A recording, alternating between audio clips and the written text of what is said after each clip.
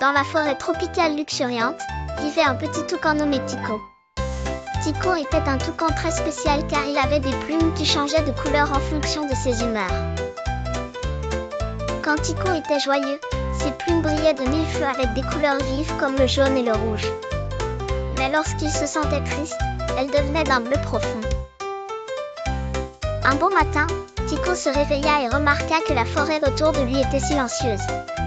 Curieux, il traversa le sous-bois, ses plumes changeant en vert émeraude, signalant son excitation.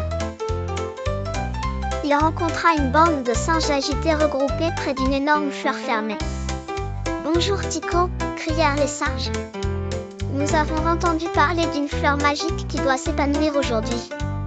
On dit qu'elle exauce les vœux. »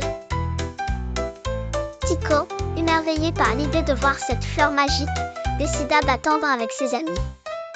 Les heures passèrent lentement et les animaux de la forêt se rassemblèrent tous autour de la fleur qui, pour le moment, demeurait close. Lorsque le soleil commença à décliner, la fleur s'ouvrit enfin dans un éclat de lumière dorée. Tous les animaux firent silence, attendant impatientement.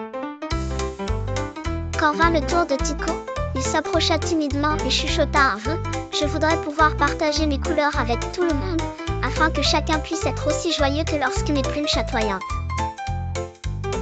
Tycho sentit aussitôt une chaleur douce parcourir son corps et baissa les yeux pour voir que ses plumes luisaient de toutes les couleurs de l'arc-en-ciel.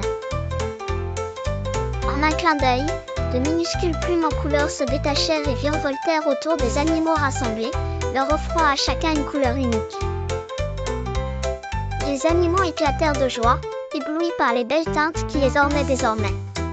Tycho, observant la scène avec bonheur, constata que même la forêt, auparavant silencieuse, résonnait désormais de rires et de chants. Et chaque fois que la forêt s'assombrissait ou que les rires s'estompaient, Tycho savait quoi faire. Avec ses couleurs magiques, il pouvait à nouveau remplir la forêt de bonheur et de couleurs éblouissantes, n'hésitant jamais à partager son enchantement avec ses amis.